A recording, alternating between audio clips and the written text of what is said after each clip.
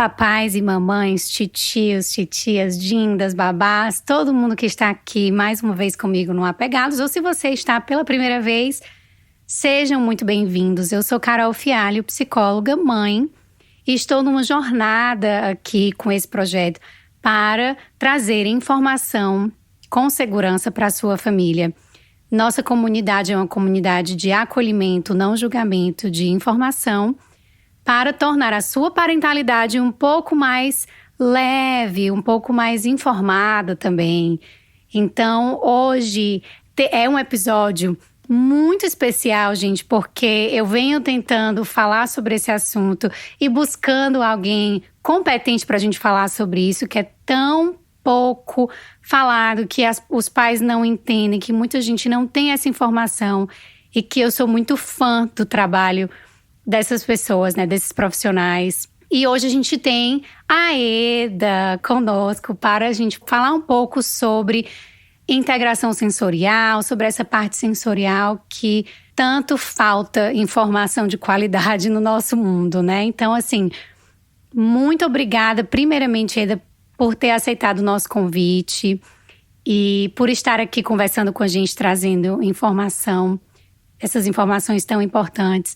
E antes da gente começar com as nossas perguntas, fala um pouco sobre você, do seu trabalho, se apresenta para quem não te conhece. Olá, gente, tudo bem? Eu sou Eda Araújo, sou terapeuta ocupacional. Eu tenho formação de estimulação e tratamento precoce, assim, acho que da minha vida inteira, minha vida profissional toda, que já fazem uns bons mais de 30 anos. E nesse percurso também fiz, outras formações, dentre elas a certificação em integração sensorial. Trabalhei minha vida inteira com prevenção, para o desenvolvimento infantil, desde a UTI neonatal até segmento da primeira infância. Eu acho que...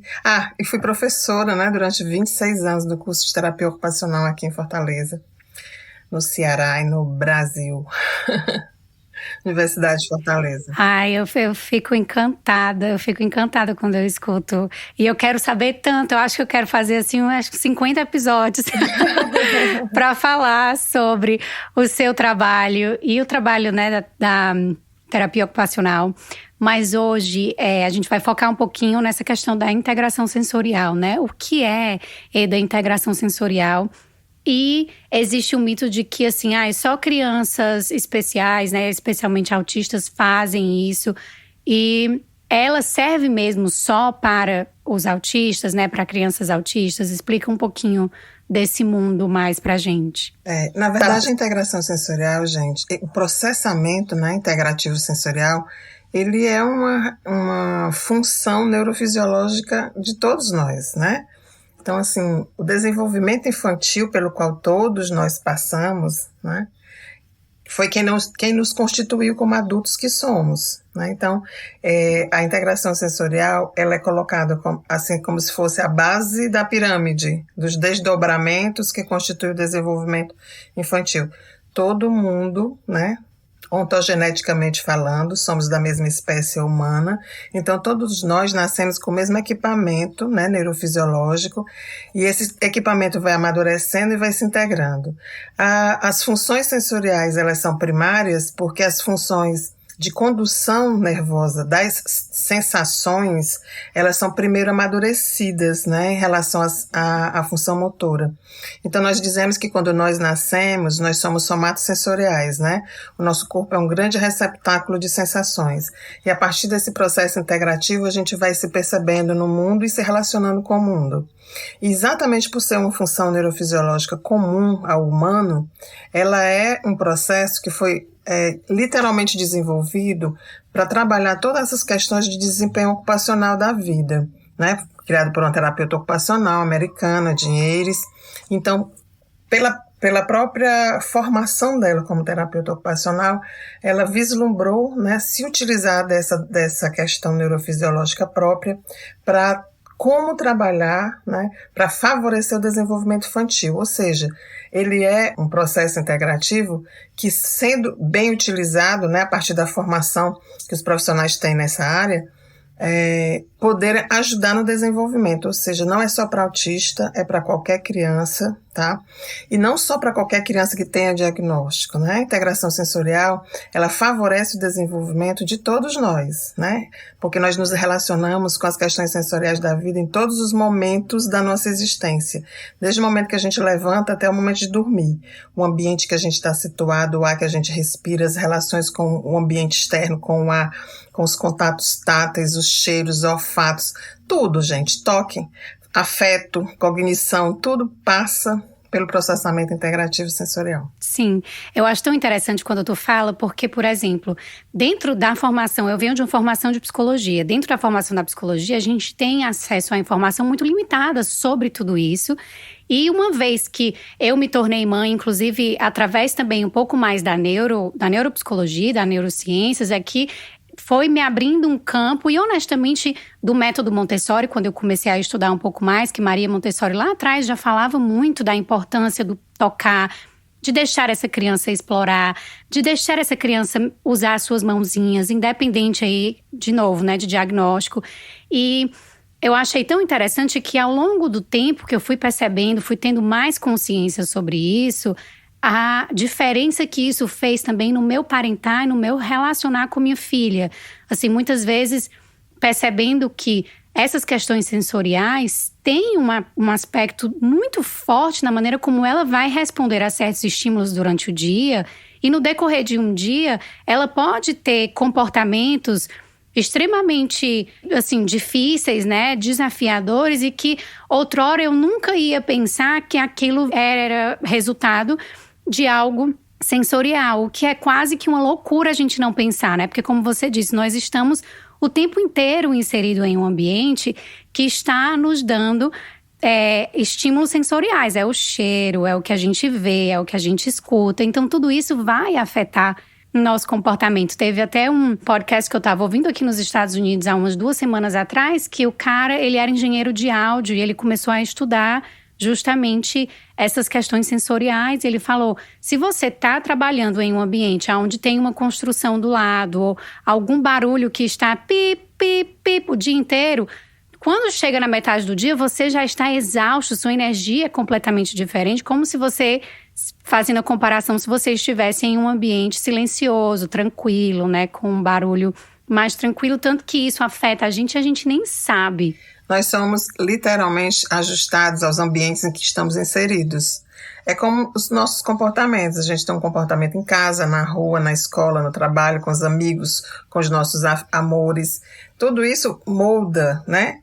Todas essas questões sensoriais integrativas, elas vão moldando a palavra certa, essas condutas, tá? Então, tem um envolvimento psíquico, como tem um envolvimento motor, como tem um envolvimento comportamental, cognitivo, afetivo. Então, tudo isso faz parte de como nós nos sentimos dentro dessas mudanças e desses ajustes que o ambiente solicita de cada um de nós.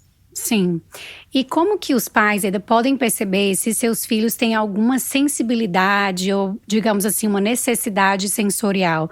Por exemplo, dizem muito assim, algumas crianças precisam se mexer mais do que outras. Eu vejo a necessidade disso ou daquilo no meu filho. Crianças que não suportam certos movimentos, por exemplo. Como que a gente identifica isso, né? O que é que isso significa? Olha, na verdade, Carol, assim, não existe uma coisa definida, porque cada um de nós é cada um, né? Nós somos altamente singulares. E as particularidades de cada um de nós. E não são só as crianças que têm as questões sensoriais, nós adultos continuamos com algumas particularidades. Só que a gente, dentro do processo maturativo, a gente conseguiu, de alguma forma, criar estratégias de se ajustar a isso. Quem é que não se arrepia toda quando alguém passa a unha numa lousa, ou viaja de avião e passa mal, ou não gosta de alturas, né? Ou fica nauseada com alguns cheiros. São coisas que a gente conseguiu contornar. Mas quando a gente percebe que essas particularidades começam a de uma certa forma, a dificultar o processo normal. O processo normal, não, essa palavra não existe, mas o processo natural, né, das conquistas de desenvolvimento na infância, a gente deve ficar realmente preocupado. Então, são crianças que não conseguem deter o seu nível de atenção, crianças que não conseguem, não porque elas sejam mal educadas, porque isso não tem nada a ver com questão de educação, elas não conseguem, né, na verdade. Uma criança que, sem querer, um cheiro faz com que ela fique nauseada, que tenha vontade de vomitar. Uma criança que morre de vontade de brincar no parquinho, mas quando brinca no parquinho passa mal, né? Uma criança que, quando chega num ambiente que vê muita gente, muita luz, muita coisa, ela se assusta e não tem quem faça ela entrar, ela tem medo, ela fica apavorada com aquilo, né? Uma criança que não consegue vestir sua própria roupa, uma criança que não gosta de lavar o cabelo, que não tem dificuldade de deixar a mãe cortar a unha, né? Que não gosta de brincar de se sujar, né? Que não gosta de brincar de pintura, pegar na areia, andar de pé no chão. Então, são tantas pequenas coisas que fazem parte. O que é fundamental que os pais têm que se deter é que, se essa dificuldade particular interfere na vida, nas conquistas do dia a dia do filho, ele tem que procurar um profissional especializado, sim, né? Porque isso pode se transformar num problema muito mais sério no futuro. Enquanto você estava falando, assim, eu consegui identificar vários exemplos pessoais mesmo da minha filha, que eu, inclusive, uma vez até compartilhei no meu Instagram, que a gente estava saindo de um parquinho. Ela adora brincar no parquinho, a gente estava saindo do parquinho e entrando no carro. E eu estava com muita pressa, a gente precisava chegar em um canto determinado, no horário determinado. E ela estava tendo muita dificuldade de entrar no carro. A primeira sensação que me veio na cabeça foi: nossa senhora, essa menina vai dar uma birra nesse momento, tipo, a gente precisa chegar, que coisa mais chata. Então esse foi logo a minha primeira reação, né, de pensamento. Depois, eu cheguei, eu disse: filha, o que é que tá acontecendo? Ela disse: mamãe, o meu pé. Tinha entrado areia na meia, ela tava com uma gastura tremenda, tipo, não conseguia, aquilo estava desregulando ela de tal forma que ela tava me mostrando através de seus comportamentos. Então, ela pôde comunicar isso pra mim, eu disse: tá certo, vamos, senta aqui. Aí a gente tirou a areia, limpei o pezinho dela e ela conseguiu se ajustar emocionalmente de novo e entrar no carro. Então, assim, quantas vezes a gente não se detém a isso, né? Assim, a gente fica preso na ideia de que essa criança tá sendo muito difícil, essa criança tem que ter algum problema com ela, ou isso, ou aquilo. A gente se irrita sem perceber que essas coisas sensoriais podem estar causando mesmo, interferindo. Claro que isso não chegou a ponto de interferir o dia a dia dela, né? O funcionamento regular dela. Carol, a observação comportamental é indispensável. Vou te contar rapidamente uma situação de uma criança autista que tinha um nível mais severo, né, de comportamento. E para você ver como não são só os pais que, por vezes, esquecem de considerar outros parâmetros, né, para julgar o comportamento do filho, mas os profissionais também. Essa criança era acompanhada por vários profissionais e era uma criança super problemática que ninguém conseguia dar conta, até que um dia ela parou no médico, que ele resolveu olhar para a criança além do autismo, né? E ele descobriu que a criança tinha uma esofagite muito grave. Só que era uma criança que não conseguia falar, ele não conseguia dizer que estava sentindo, né, aquela coisa queimando dentro dele. Então, o comportamento dele era de agressividade, de agitação. Quando trataram a esofagite dele, ele voltou para o nível de base do autismo, voltou a ser um autista funcional, voltou a ser uma criança funcional. Então, assim, por vezes, nós adultos, a gente precisa dar vez e voz às nossas crianças, né? E não julgar de forma antecipada, sem antes observar essas mudanças, qual foi a origem delas, qual foi o gatilho disso. E na integração sensorial a gente trabalha muito a partir disso. Você tem que ter um conhecimento muito próximo da criança para você responder os protocolos, para você estar junto. E outra coisa que é muito interessante também de considerar é quando o adulto da casa tem um comportamento adverso ao filho, né? Porque, como eu falei, não são só as crianças que têm disfunções sensoriais, né? Os adultos também têm. Por exemplo, eu tenho uma hipersensibilidade vestibular, então eu enjoo com movimento. Eu enjoo em elevador, para você ter uma ideia. Então, assim, eu não sou uma boa companhia para ninguém viajar comigo, porque eu dou tilt mesmo, né? Eu faço mal, muitas coisas. Agora, se eu tivesse um filho, né, que ele fosse no caso um hipovestibular, a gente ia viver em atrito, porque ele está sempre buscando o movimento e eu sempre fugindo dele. Então essas situações familiares também acontecem, tá? Então às vezes os pais assim precisam estimular os filhos a experiências de enriquecimento sensorial, mas eles não suportam se sujar, por exemplo, mas o filho precisa disso para passar de nível, né, vamos dizer assim, ultrapassar uma barreira.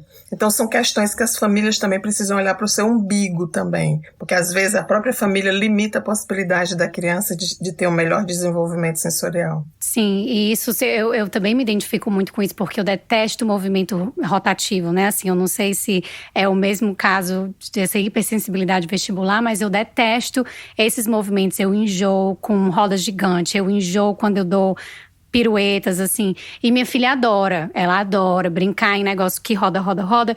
Então, eu sempre tenho que pedir ajuda, né? Eu sempre tenho que pedir ajuda pro pai. Olha, vai, leva ela ali. Ou então, entra nesse brinquedo com ela, vai nisso. Porque me deixa muito enjoada. E eu também não quero passar essa sensação pra ela, né? Exato, exato. Então, eu me aproximei muito da história que você disse. É claro que a gente entende que…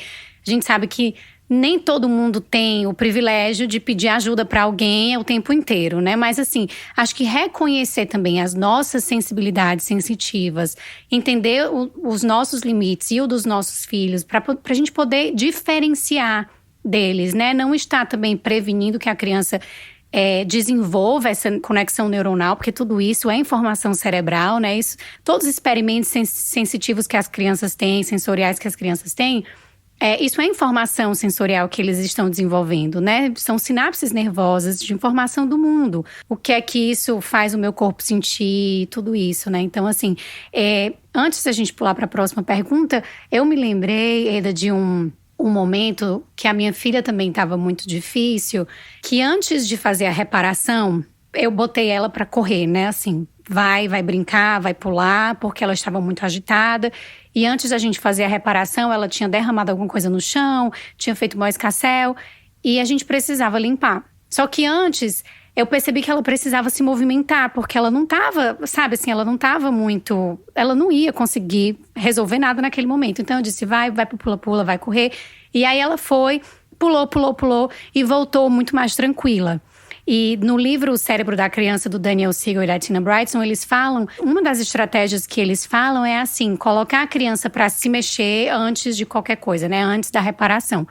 Como que você explica isso do ponto de vista da TO, né? Assim, o que é que isso significa? As crianças se regulam mais ou menos quando se mexem? Na verdade, Carol, depende da criança. Não é tipo receita de bolo. A criança está desregulada ou desorganizada e você bota ela para correr e vai dar certo. Dá certo para umas crianças e outras não. Porque, na verdade, o que é que a gente entende? Existem alguns sistemas e algumas atividades que são inibidoras, tá? Que a gente já sabe que são atividades inibidoras.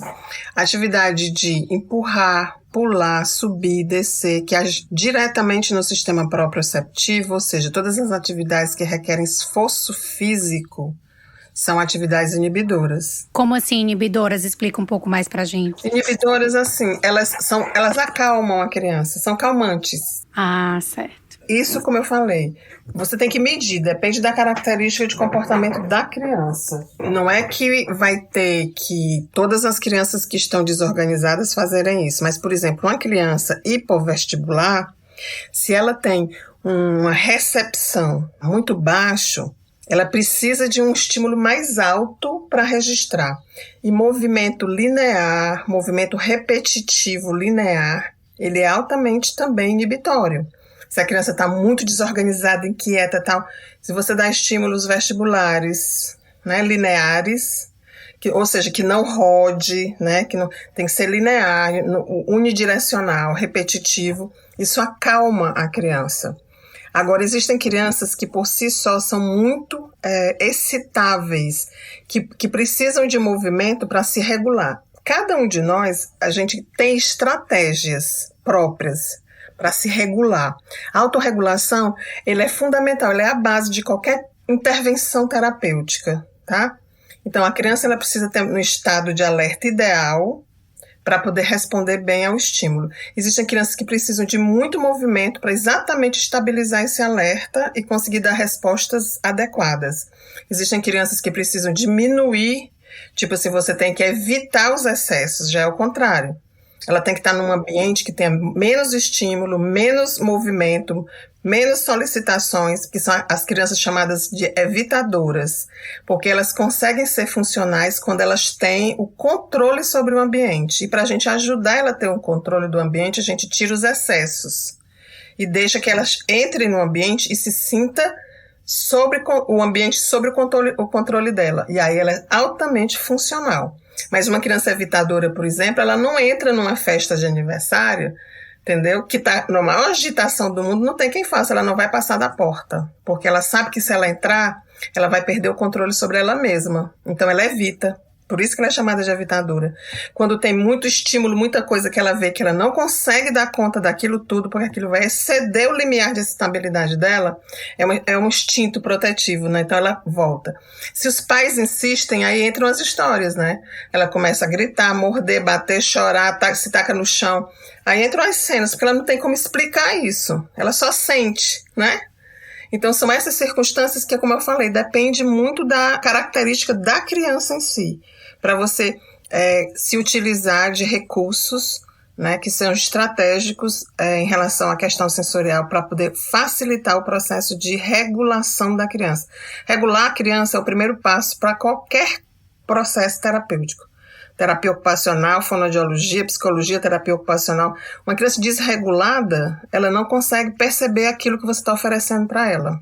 Por isso que a gente fala aqui no Apegados também muito da importância do tempo correto de a gente agir, né? Assim, o momento onde a criança está extremamente desregulada não é o momento de atuar e dar sermão na criança, porque ali não vai passar nada. Ela precisa primeiro estar regulada, ela precisa primeiro estar tranquila, para que a gente possa atuar de uma forma muito mais eficaz, né? Assim, atender a criança chorando, né? Jamais. Sim, exatamente. Você está agredindo a criança. Uhum. E a quantidade de pais que fica batendo nesse martelo realmente não está gerando resultado porque a criança está incapaz de aprender ali alguma coisa, né? De receber, né? De receber. A gente na integração sensorial fala muito numa coisa chamada a oferta tem que ser na medida certa, no momento certo. Não adianta você ficar estimulando uma criança que ela não está no estado ideal. Se ela não está no estado ideal, você está perdendo o seu tempo e você está invadindo a criança, né? Você está sendo literalmente invasora dela. Você não está respeitando ela, né? Então tem que ser uma coisa na medida certa e no tempo certo. Então a gente tem que respeitar o estado comportamental que a criança se encontra para poder fazer uma oferta na medida certa. Quando você fala isso, me vem à cabeça assim, todas as vezes que a gente escuta, a criança está hiperestimulada, meu filho ficou hiperestimulado. É coerente falar que uma criança está hiperestimulada? Isso é possível? E como que a gente pode identificar, né, assim, que uma criança está hiperestimulada, por exemplo? Na verdade, o nosso termo de usual, né, dentro da integração sensorial é hiperreativa, né? Significa que a criança reage acima do esperado, né? E isso está relacionado com muitas condutas comportamentais, sim. Todos nós funcionamos a partir de um limiar de excitabilidade. É tipo assim, quanto de energia o motor precisa para ligar. Tem gente que funciona no 220, tem gente que só funciona no 110. Se você funciona no 110 e você dá uma carga de 220, é óbvio que o resultado não vai ser legal. A recíproca é verdadeira, né? Então é mais ou menos isso. O funcionamento de cada um de nós, ele tem um limiar. E por vezes, a criança ela se sobrecarrega. O próprio autista em si, ele já a própria característica do autista, ele já tem a tendência a ser sobrecarregado por conta da questão dos engarrafamentos de estímulo que o autista recebe no cérebro. Ele não tem capacidade de responder a todas as demandas do ambiente. E por muitas vezes existem familiares que acham que se ficar comandando a criança o tempo inteiro, faça isso, faça assado desse jeito, daquilo, mexe pra cá, abre, fecha, roda, não sei o quê. Você vai estar enchendo a criança de estímulo E o que é que acontece? Ela se sobrecarrega e aí acontecem as sobrecargas sensoriais, a criança fica completamente desregulada, ela fica desestabilizada e aí aparecem as condutas disruptivas, porque ela reage, ela tipo assim tem que sair por algum lugar, né? Chegou no limite, então os comportamentos disruptivos, a maior parte das vezes, são em decorrência desses excessos. Existem crianças que você faz uma pergunta para ela hoje, ela só vai responder amanhã. Porque a fila, né, de solicitação aqui cerebral está tão grande que ela não dá conta, ela vai dando conta assim, temporariamente, uma de cada vez. Então, às vezes, ela está conversando com você e coloca um diálogo do desenho animado que ela assistiu no dia anterior, que chamou a atenção dela, né? Por quê? Por conta da filinha, né? A fila estava engarrafada. Então, assim, o próprio autista é um exemplo muito, muito fácil, né, da gente entender que existem sobrecargas sensoriais. Por muitas vezes, a gente atender um autista, é melhor você não falar nada, sabe? Você entrar muda e sair calada. Você faz muito mais por ele. Porque a relação, né, que você estabelece de confiança com o autista dentro das atividades que você oferece, sensoriais, vão exatamente regulando, né, sem precisar da voz. Né? A voz é simplesmente mais um estímulo que a gente deve empregar de acordo com a criança. Até o timbre de voz que a gente usa como autista, ele deve ser pensado. Porque uma criança que é hiperreativa, eu tenho que falar com ela baixo, calmamente, frases muito curtas, porque senão eu vou excitar ela cada vez mais. E o contrário do mesmo jeito. Se eu pego uma criança que é altamente passiva, lenta, que tudo é muito arrastado, aí não, eu tenho que falar com ela alto, eu tenho que falar com ela rápido, eu tenho que excitá-la, porque eu tenho que aumentar esse alerta dela, enquanto que o outro eu tenho que diminuir, sabe? Então, tudo em relação a uma relação com o desenvolvimento do processo integrativo sensorial tem que ser pensado. Isso é tão interessante, eu quero fazer 2 pontuações sobre essa sua fala agora. E uma me remeteu a uma família que eu estava trabalhando com os pais, orientação em relação à relação deles com o filho. E era uma relação muito problemática, principalmente assim, nos momentos da manhã, eles reclamavam muito, que era muito difícil, que o dia já começava, todo dia começava com uma birra, com um drama, enfim. Isso eu tô usando as palavras deles, né? Mas aí a gente conversando e eu pedi para que eles me descrevessem exatamente, momento por momento, tudo o que acontecia de manhã.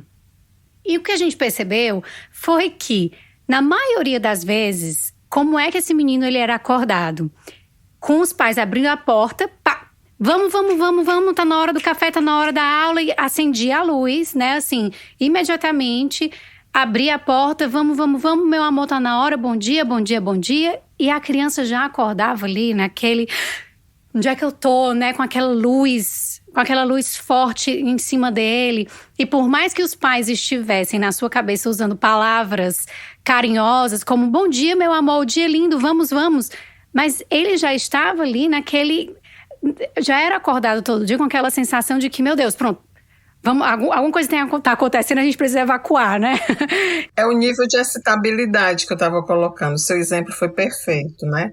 Assim, são 2 vibes diferentes. Elas não conseguem se encontrar. A criança estava dormindo, num estado de alerta baixo, calmo, e de repente você pega um balde de água gelada e joga na cara dele, né? Não tem como ser feliz. Exatamente. E a gente trabalhou justamente isso, assim. Se vocês acordam todo dia, se sabe que leva 30, 40 minutos para sair de casa, vamos tentar acordar um pouquinho mais cedo, vamos tentar fazer esse momento do acordar devagarzinho, não acende a luz, abre a porta com carinho, deita com ele, fala com uma voz mais tranquila. E isso fez toda a diferença nas manhãs deles, porque aí a gente trouxe essa consciência mais sensorial. Nossa, não pode, eu usei exatamente o exemplo que você deu, é um balde de água fria. É você acordar todo dia com um balde cheio de gelo sendo jogado no seu rosto, né? Então, assim, vamos com calma, vamos estabilizar aí esses estímulos sensoriais. E a outra coisa que eu gosto muito de falar, que hoje em dia se fala muito sobre crianças supersensíveis. Aqui nos Estados Unidos, da Highly Sensitive Child, que também é uma teoria que está sendo desenvolvida muito por TOs aqui. que falam que algumas crianças, elas realmente são muito mais sensíveis a estímulos, que são crianças que, entre aspas aí, né, que são crianças que têm mais necessidades do que outras. Que são crianças que precisam de um cuidado mais específico do que outras para ter sucesso, para se desenvolverem de forma saudável. E aí, com essas crianças, a orientação que se dá, por exemplo, se essa criança é uma criança super sensível, que ela entra num sentimento, né, que ela sente muito, que ela fala muito, ai mamãe, eu estou triste, que tudo parece ter um peso muito maior. Quando a gente tá falando com uma criança dessa, se a gente falar, mas como é, meu filho, essa sua tristeza? Quando a gente valida muito a tristeza, essa criança vai deprimir ainda mais. Então, o que se é aconselhável, né? Assim, você reconhecer a tristeza, mas você pontuar o que é positivo, a alegria e tal, para trabalhar nesse equilíbrio. Porque quanto mais você fala, então tá, meu filho é muito ruim mesmo, né? Essa tristeza me fala como é. Essa criança deprime ainda mais. E o contrário, a mesma coisa.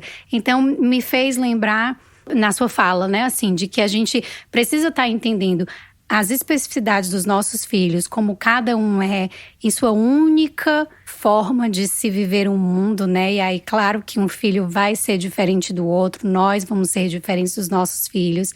A gente poder ter a consciência dessas especificidades para a gente poder trabalhar e estar sempre ajudando eles a esse equilíbrio, né? E não o contrário, né? Na sua opinião, Eda, qual é a forma mais eficaz de ajudar uma criança a regular suas emoções, né? Através da integração sensorial? Eu acho que a forma mais fácil é observá-la, ouvi-la, porque a própria criança ela dá muitas dicas, sabe?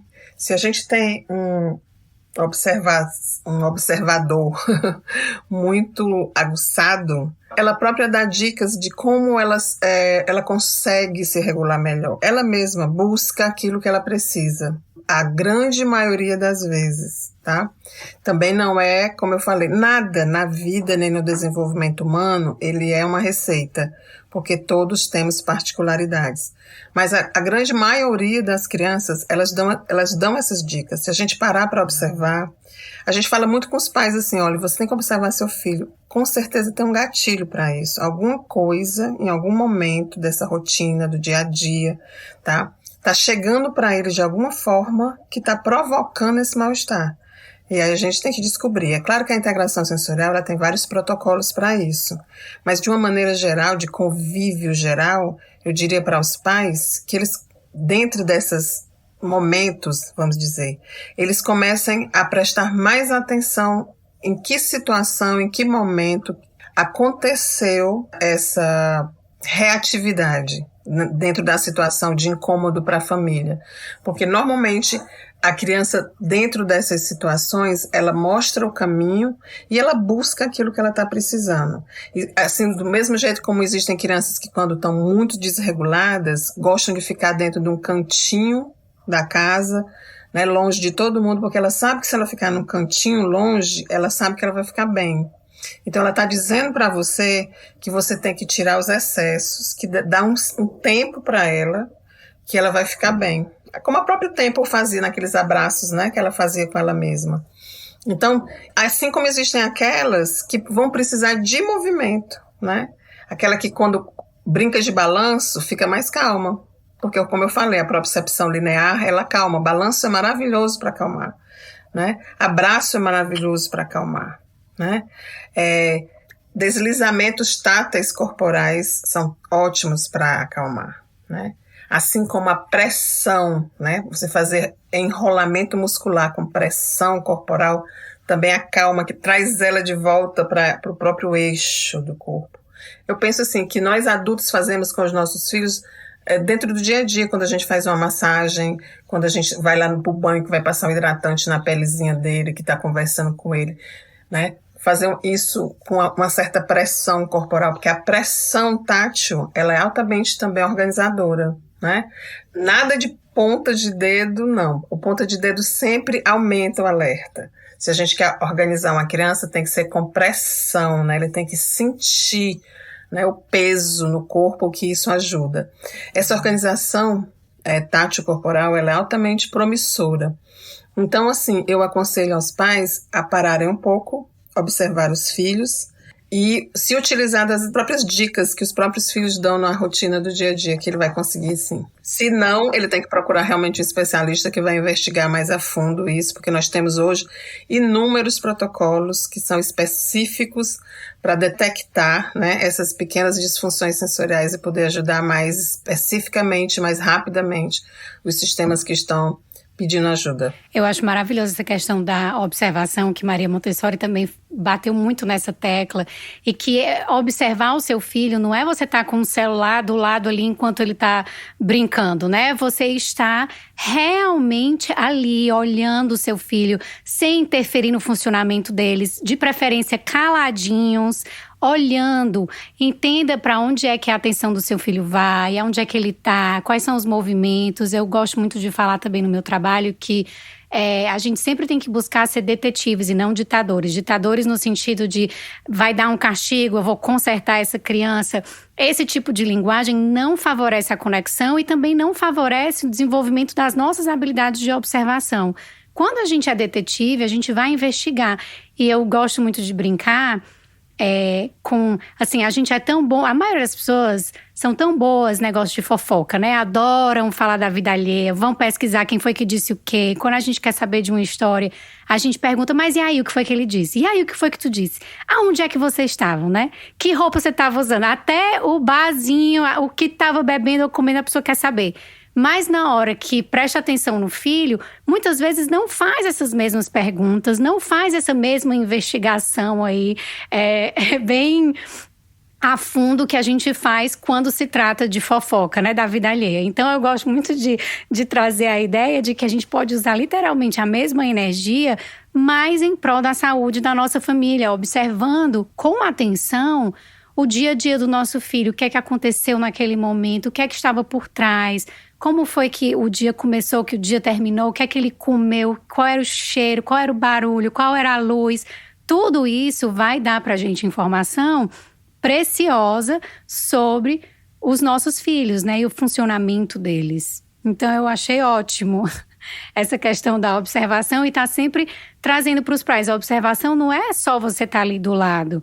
Muitas vezes a gente está do lado dos nossos filhos, mas a gente está pensando no médico, que tem que ligar para o médico, que tem que fazer o jantar, que tem que pagar a conta. E tudo isso tem um momento certo da gente fazer, mas que a gente tire um momento do nosso dia para estar realmente observando essas crianças, né? O que é que elas estão trazendo aqui na relação com a gente. Aqui no Brasil a gente tem assim, quando a gente faz uma anamnese com a família, a gente pergunta sempre para os pais assim como é a questão social da vida. Não, mas a gente sai todo final de semana juntos, tal, para passear, para almoçar fora, tal. Mas quando a gente chega nos restaurantes, tá, a mãe no celular, a criança no iPad, o pai no outro telefone. Quer dizer, você sair com seus filhos todo final de semana e cada um no seu quadrado, não adianta de nada também, né? Porque a proximidade, né, que você deve ter com seus filhos em desenvolvimento é que realmente faz a grande diferença, né? Existem momentos tecnológicos, existem momentos familiares. Isso deve ser muito bem definido, né, para que a criança tenha uma infância saudável. E hoje em dia a gente vê nos estudos científicos a crescente desse tempo tecnológico, né? Muitas crianças estão passando de 0 a 3 anos, saiu um estudo científico aqui nos Estados Unidos, uma quantidade alarmante de horas assim que as crianças passam, no mínimo 2 horas por dia na frente da televisão, nesse período que é tão crucial de desenvolvimento.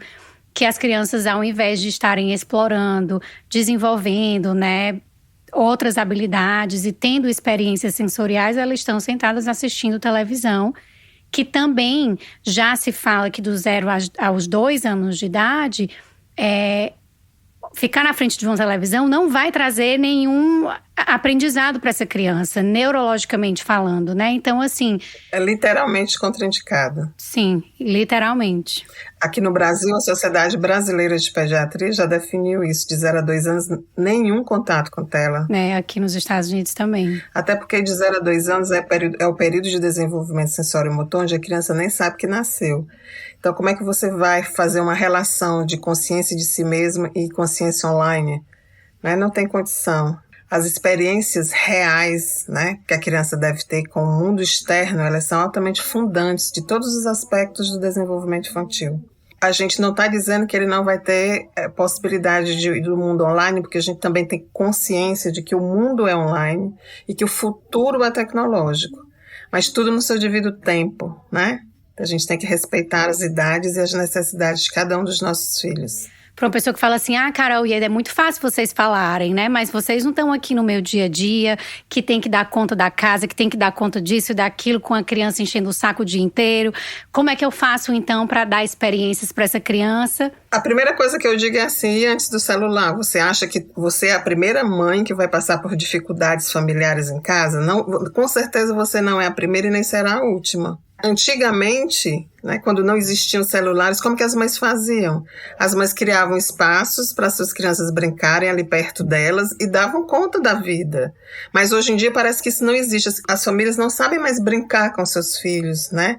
Brincar parece assim uma palavra, sei lá, estrangeira. Ninguém entende, ninguém sabe. Então isso, de uma certa forma, está tolindo o processo de desenvolvimento de uma forma muito absurda.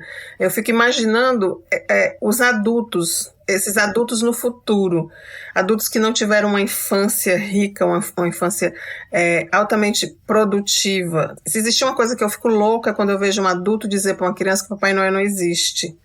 Ele vai descobrir, gente, dá licença. Mas ele tem que imaginar. Ele tem que imaginar o Papai Noel da vida dele. Ele tem que imaginar a fadinha da vida dele, tá? Tudo tem o seu tempo, tem a sua idade. Mas isso é besteira. Besteira para você que é adulto, meu amor. Que você entende realidade, você tem raciocínio lógico para isso. Uma criança de 3 anos não tem raciocínio lógico. Né? Ela precisa acreditar na fantasia, isso é flexibilidade cognitiva. Né? Isso vai fazer dela um adulto altamente produtivo, porque ele vai ter a capacidade imensa de imaginar. Né? Você está tolindo a possibilidade do seu filho de crescer cognitivamente falando. Né? Então, assim, tudo no seu devido tempo. Papai Noel é importante sim. É uma coisa comercial. Pode ter o comércio que seja, mas na imaginação e na cabeça de uma criança, ele é fantástico.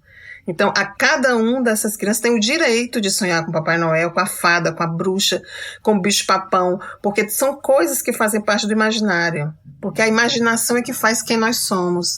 Né? Tudo que foi criado hoje no mundo tecnologicamente foi um dia sonhado, foi imaginado, foi um faz de conta. Né? Foi um filme do Flash Gordon em 1960, não sei das contas que aconteceu, que todo mundo ria, né? Mas hoje em dia a coisa mais normal do mundo é o homem ir para o espaço. Então são coisas assim que o mundo acontece e as pessoas precisam entender os seus limites e as suas possibilidades. E saber que uma criança tem todo o direito de sonhar e de ser criança. Ser criança, isso é fundamental. E só uma nota sobre saúde mental do que você disse, né? Assim, quando a tecnologia ficou muito mais presente na nossa vida, quando eu estava entrando aí, talvez na minha segunda infância, eu acho que eu devia ter uns 10. Então, assim, é uma coisa muito recente ainda.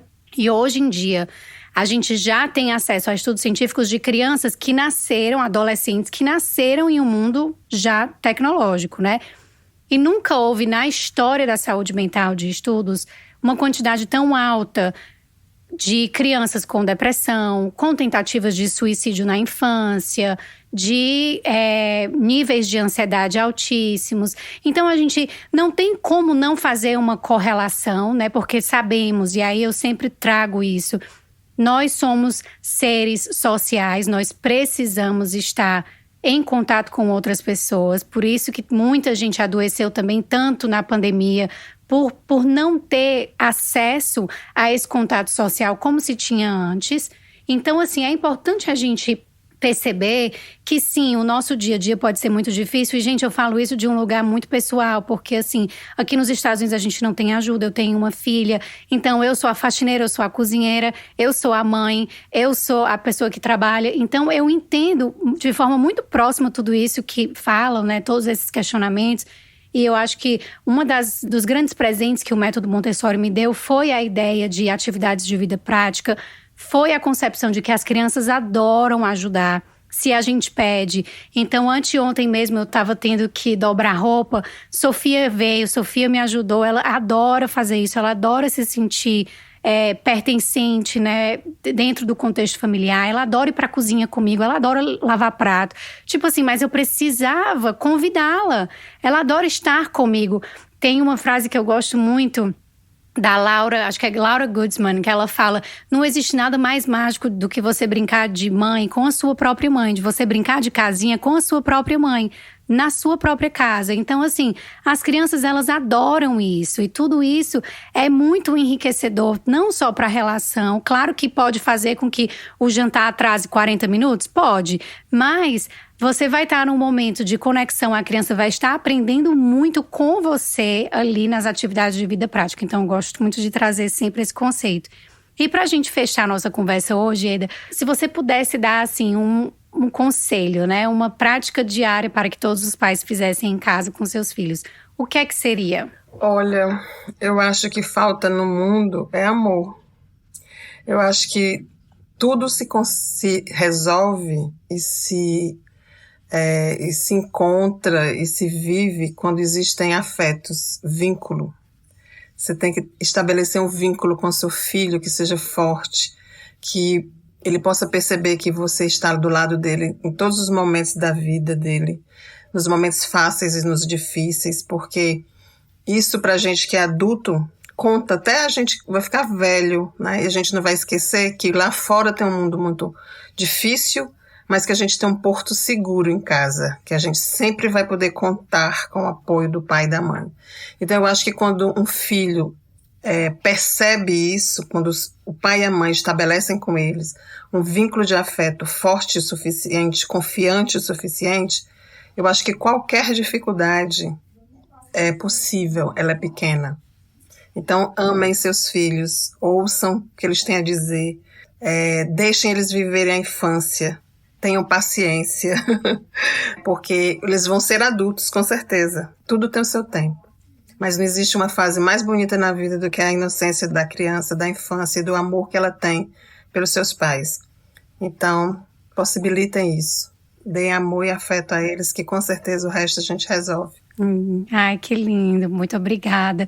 E aí eu quero finalizar assim de novo, dizendo muito obrigada pela sua presença, muito obrigada por ter aceito o convite. Eu acho que a nossa conversa foi super enriquecedora. Eu tenho certeza que as pessoas vão aprender muito com a nossa conversa de hoje, vão refletir muito sobre todas essas questões importantes, sensoriais. Muito obrigada mais uma vez. Eu vou colocar aqui no link do nosso episódio, eu vou colocar os dados da Eda, se vocês quiserem contactá-la, entrar em contato, saber onde é que ela trabalha, quais são os serviços que ela oferta também, vocês vão estar encontrando tudo na descrição do episódio. Muito obrigada, mais uma vez, por estarem aqui com a gente, de coração. Se vocês puderem mandar esse episódio para quem vocês acham que vai se beneficiar com toda essa informação, mandem para a gente poder aí expandir um pouco mais a nossa mensagem de acolhimento, de informação para todas as famílias. Estamos aqui por vocês, para a gente poder desenvolver uma relação mais saudável com os nossos filhos, com nós mesmos, né, dentro da nossa família, preservando aí de novo o apego, o vínculo, o apego seguro, o amor. E entender que a nossa família é o mais precioso que a gente tem, né? Então, assim, muito obrigada por todos vocês e nos vemos no próximo episódio. Tchau, tchau, gente!